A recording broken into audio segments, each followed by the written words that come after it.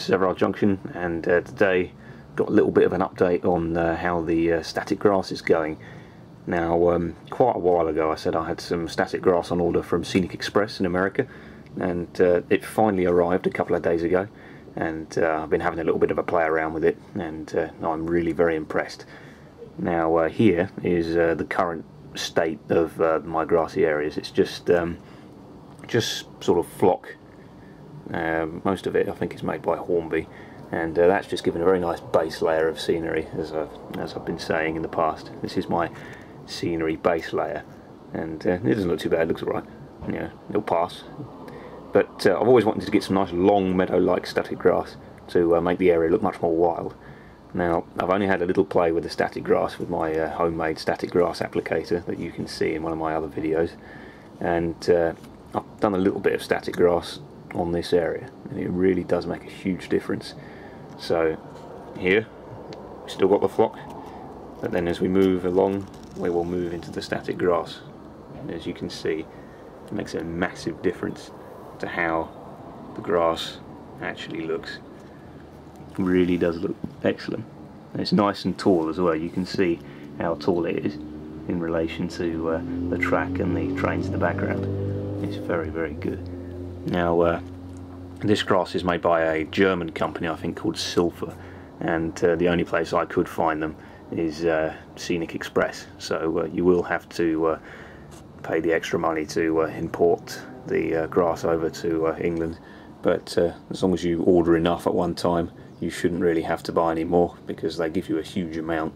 You can buy what they call bulk bags, and it says each bag contains about 1.5 cups of static grass, and I ordered 3 bulk bags of different colours, and I put them in these Chinese takeaway dishes, and you can see you get an absolutely massive amount of grass. This is just one pack. I have 2 other of these boxes full of different colours, and this is the sort of autumn, sort of burnt grass colour that I mix in with some of the more green stuff.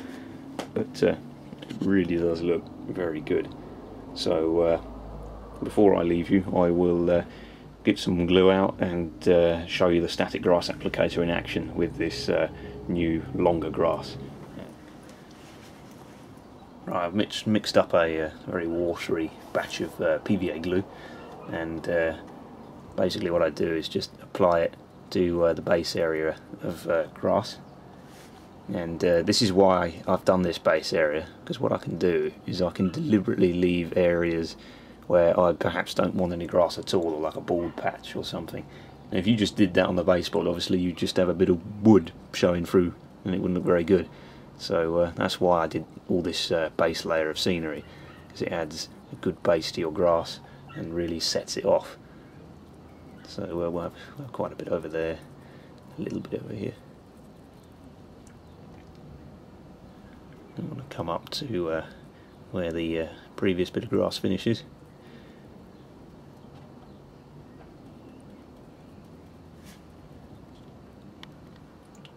Right, there we go. I've put all the glue down that I need, and I filled up the hopper with all the static grass that I need. I've mixed a bit of the summer blend with some of the more autumn grass, so we'll see how this looks. Now all you have to do now is take the grounding wire of the static grass applicator and just bash it into where the glue is. So I try and keep it as much out of the way as possible, so well, I suppose I'll probably put it here will do. Just gently bash that in, and that acts as the grounding strip, and that causes the grass to be attracted to the ground when you shake the static grass applicator. So now if I give the applicator a bit of power, we should be ready to go.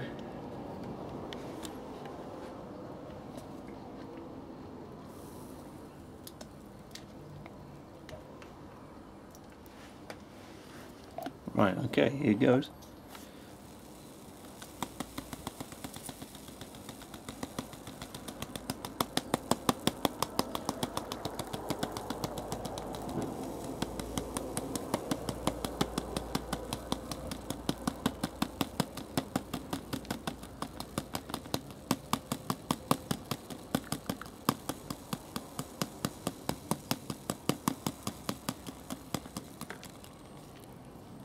Right, that's only a very small amount done so far. It still needs a bit of depth adding to it, but you can see how good it looks. So I'll just finish adding it in, and we'll see how it looks. Now, once you've finished using the static grass applicator, it's very important when it's switched off to discharge the static electricity which is still contained inside the device. If you don't do this, you will basically give yourself a small electric shock when you ground yourself on something made of metal or something else. The shock isn't very strong. It's about the same as when you sometimes get out of your car and you go to touch the door and you get a little shock off the car. That's basically all you get. There's nothing dangerous or anything, but it's just a bit annoying, so it's always a good idea to discharge it. You just do that by touching the grounding pin with the metal, like that, and now it's discharged. Sometimes when you do that you'll get a little spark if there's a lot of charge left inside it. Give you an idea, if I turn it back on, you can see what I mean. Right, now the unit is on. So if I go near this nail now, we'll get a little spark as the electricity travels to the ground. There you go, you see that? So that's why it's important to discharge it.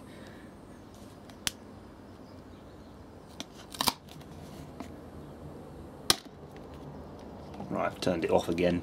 Now every time you turn it off, discharge it again. There was a tiny spark there, I don't know if you saw that, but that's why it's important to do that. Now, something that is important to do before the glue dries is to make sure that you get a screwdriver or your finger and push the grass around and just dent it a little bit and blow it about and make it look a bit more sort of untidy, a bit more wild. If you leave it standing up dead straight as it comes from the applicator, it does look a little bit strange because all the grass is facing perfectly upright. None of it is sort of leaning over or has been trodden on or anything like that. So it just adds a bit more realism to push it about.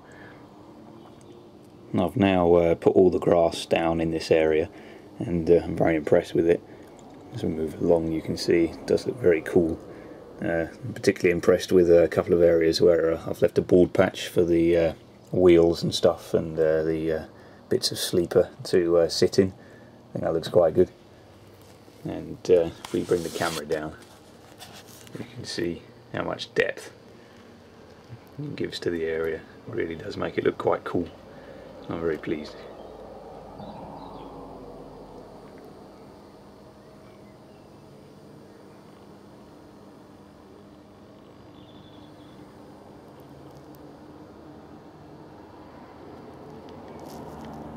Right, the next area to receive some treatment will be the TMD.